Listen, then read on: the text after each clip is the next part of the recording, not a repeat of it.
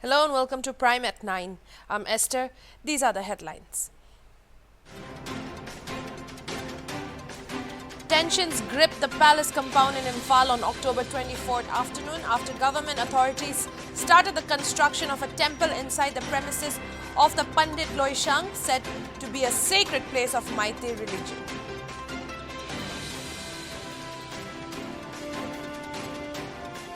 China's national legislature has adopted a new law on the protection and exploitation of the land border areas, which could have bearing on Beijing's border dispute with India.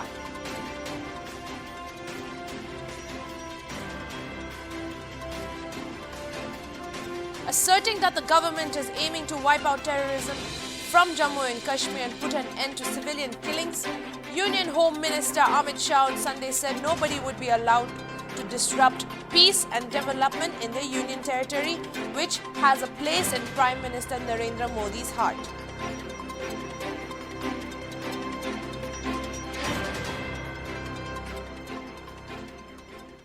Now for the news in details. In another big jolt to Congress in Madhya Pradesh, one of the party's MLAs switched over to the BJP just 6 days before a by-poll in the Lok Sabha constituency his assembly seat falls under. Sachin Birla, first-time Congress MLA from the Barwaha seat of Khargone district in MP, joined the ruling BJP at Chief Minister Shivraj Singh Chauhan's rally in Bidia village on Sunday.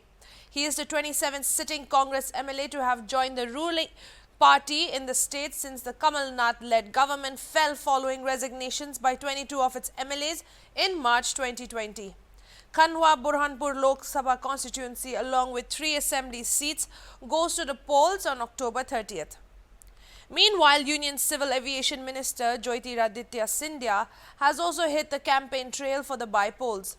He will address the rallies in the Khanwa Burhanpur Lok Sabha constituency and the Jobat ST assembly seat on Sunday and Monday. Congress से जनता भी परेशान है और अच्छे विचारक, चिंतक और सेवक नेता भी परेशान है। ना तो दिल्ली के नेतृत्व में कोई दम बची है।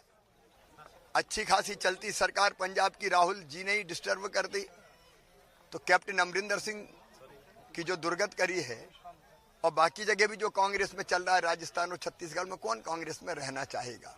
और यहाँ का नेतृत्व भी दिशाहीन है। जब सरकार थी तब काम किया नहीं और आज भी ना कोई दिशा है ना कोई गति है, केवल मुझे गाली देते रहते हैं।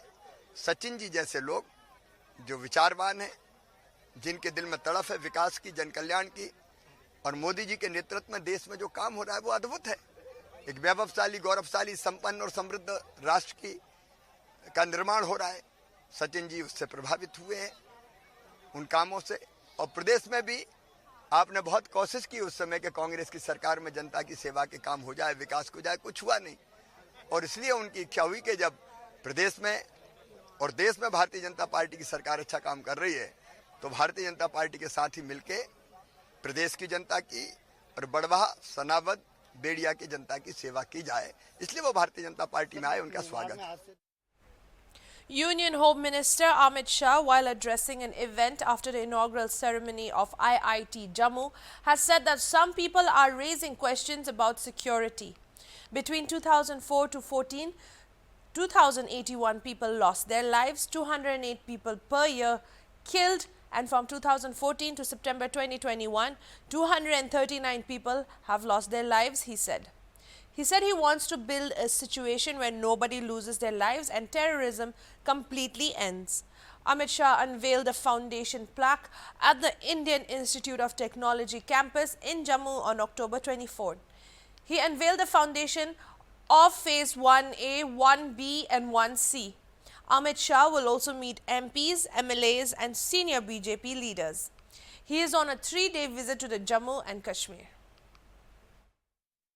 जहां तक सुरक्षा का सवाल है, कुछ लोग सवाल उठा रहे हैं, मैं उनको कुछ आंकड़े देना चाहता हूं। 2004 से 14 के बीच में 2081 नागरिकों की मृत्यु हुई। प्रतिवर्ष 208 नागरिक मारे गए और 2014 से 21 तक सितंबर तक 239 नागरिकों ने अपनी दुर्भाग्यपूर्ण तरीके से जान गंवाई है। 208 की जगह प्रति वर्ष 30 है। मगर मैं आपके सामने ये बात कहने आया हूं, 30 आंकड़ा कम है मगर हमें संतोष नहीं है। हम ऐसी स्थिति का निर्माण करना चाहते हैं कि एक भी व्यक्ति की जान यहां पर न जाए और दहशत गर्दी पूर्णतया समाप्त। Asserting that sovereignty and territorial integrity of China are sacred and inviolable, the country's national legislature has now adopted a new law on the protection and exploitation of the land border areas, which could have bearing on Beijing's border dispute with India. Members of the Standing Committee of the National People's Congress approved the law at the closing meeting of a legislative session on Saturday, state-run Xinhua News Agency reported. The law, which becomes operational from January 1st next year, stipulates that the sovereignty and territorial integrity of the People's Republic of China are sacred and inviolable. The state shall take measures to safeguard territorial integrity and land boundaries and guard against and combat any act that undermines territorial sovereignty and land boundaries, the report said. The law also stipulates that the state shall take measures to strengthen border defense, support economic and social development as well as opening up in border areas, improve public services and infrastructure in such areas, encourage and support people's life and work there, and promote coordination between border defense and social economic development in border areas, it said. The state shall, following the principle of equality, mutual trust and friendly consultation, handle land border related affairs with neighboring countries through negotiations to properly resolve disputes and long-standing border issues, it said.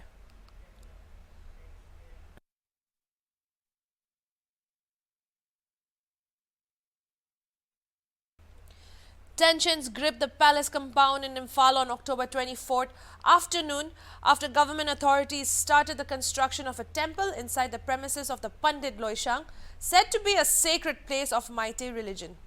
As Hornbill TV reached the spot, a large number of security forces were seen cordoning the premises of the Pandit Loishang in the evening today.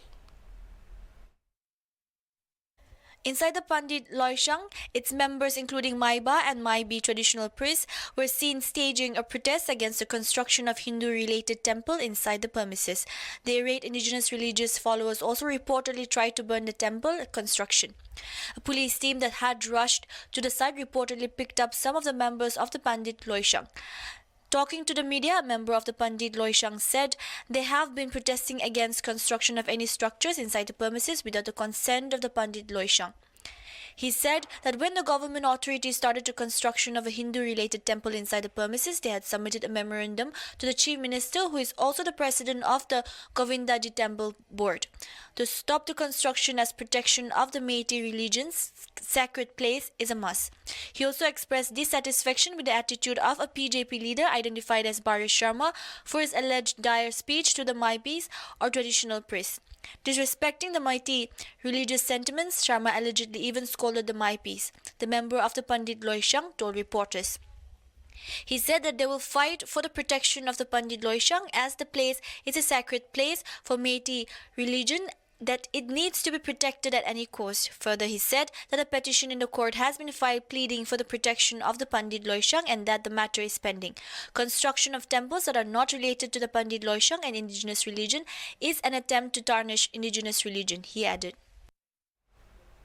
As Narcotics Control Bureau busted an alleged drugs party on the Cordelia cruise ship on October 2, the probe agency may soon go to other states too in connection with the investigation of this case, NCB sources said on Saturday. Investigation of the case has some important connections with other states too, and the probe agency may soon go to the other states to investigate this case, sources said. According to the sources, nearly 5 to 6 drug peddlers are on the radar of NCB officers who are allegedly involved in the cruise drugs case. Now, NCB is looking for the financial trail in the case. The agency will now check all the financial transactions of the accused arrested so far, sources added. An NCB team busted an alleged drug party on the Cordelia cruise ship, which was on its way to Goa at mid-sea on October 2. A total of 20 people, including Bollywood actor Shah Rukh Khan's son Aryan Khan, have been arrested so far in the case. Petrol and diesel prices witnessed a hike for the fifth consecutive day across the country on Sunday. With a hike of rupees 0.35, the price of petrol in the national capital increased to rupees 107.59 per litre. The price of diesel also saw a hike of rupees 0.35 in Delhi, thereby amounting to rupees 96.32 per litre respectively. Mumbai also reported a surge in fuel prices as compared to yesterday. Petrol witnessed a hike of rupees 0.34 and now costs rupees 113.46 per litre, while diesel rates soared by rupees 0.38, amounting to rupees 104.38. As for Kolkata, the price of petrol is rupees 108.11 per litre, while diesel is rupees 99.43 per litre. In Chennai, petrol and diesel cost rupees 104.52 and rupees 100.59 per litre respectively. Rates have been increasing across the country and differ from state to state depending on the incidence of value-added tax. The rising fuel prices in the country are not going to come down immediately. The central government is in talks with several oil exporting countries on the issue of supply and demand of oils, but there is no possibility of immediate relief in prices.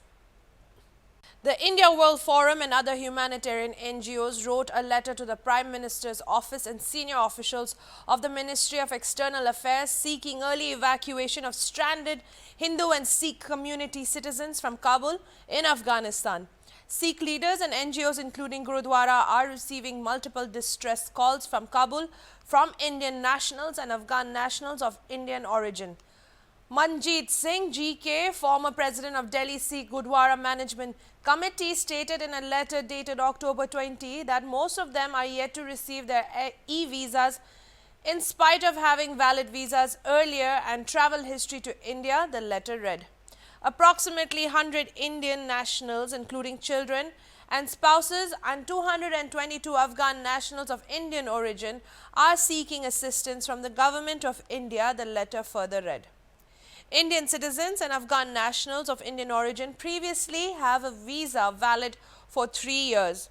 But due to the recent turmoil in Afghanistan by the Taliban, the Indian government has cancelled all visas and announced that they will travel to India. Only e-visa can be considered for travelling to India from Afghanistan. Prime Minister Narendra Modi is scheduled to visit Uttar Pradesh on Monday. According to Prime Minister's office, at around 10:30 a.m. in Siddhartha Nagar, Prime Minister will inaugurate 9 medical colleges in UP. Subsequently, at around 1:15 in Varanasi, Prime Minister will launch Pradhan Mantri Atmanirbhar Swasth Bharat Yojana. He will also inaugurate various development projects worth more than rupees 5,200 crore for Varanasi, the PMO said. According to the official release, Prime Minister's Atmanirbhar Swasth Bharat Yojana will be one of the largest pan-India scheme for strengthening healthcare infrastructure across the country. It will be in addition to the National Health Mission. The objective of PMASBY is to fill critical gaps in public health infrastructure, especially in critical care facilities and primary care in both urban and rural areas. It will provide support for 17,788 rural health and wellness centers in 10 high-focus states. Further, 11,024 urban health and wellness centers will be established in all the states, the release said.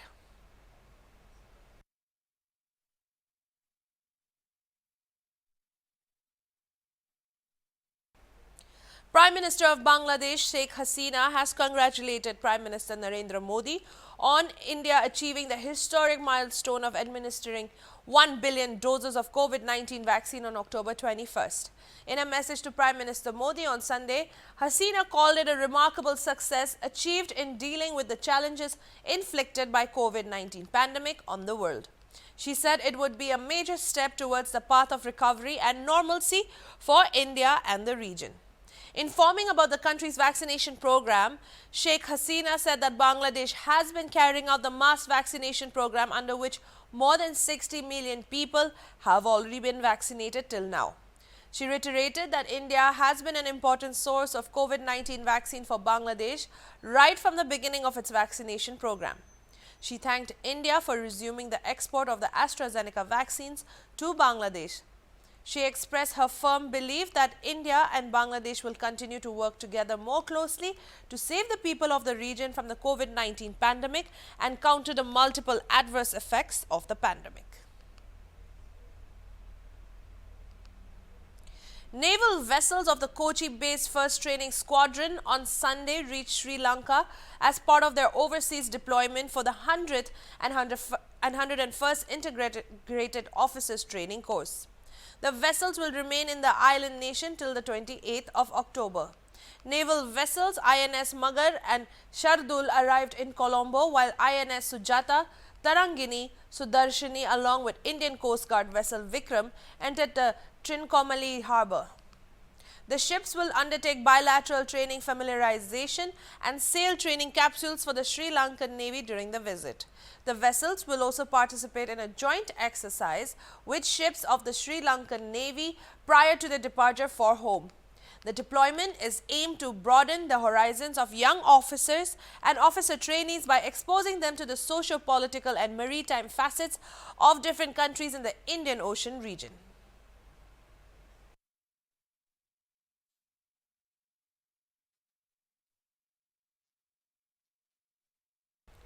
The Indo-Tibetan Border Police celebrated its 60th Racing Day on Sunday. During the occasion, Nityanand Rai, Minister of State for Home, paid homage to the martyrs of the force and took the salute from the ITBP Racing Day Parade as chief guest. Acknowledging the services rendered by the ITBP, the Minister of State said that the force has been working with dedication, utmost devotion and highest order of professionalism even in the uncongenial and inhospitable weather conditions on the mountainous borders of the nation. He said that he himself went to the forward post of ITBP and experienced how the Himveers are discharging their duties with high morale. The minister also lauded the Corona warriors of the force and praised them for a dedicated and selfless service to the countrymen during the COVID-19 pandemic. The ITBP has always given befitting replies to country's neighbor with malicious intent, Rai said, adding that the government is continuously working for modernization and the addition of manpower.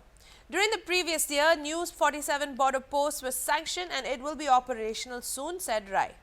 The ITBP rescued many people during natural calamities in Uttarakhand and Himachal Pradesh, and the ITBP also helped in taking care of people who were rescued from Afghanistan recently, he added.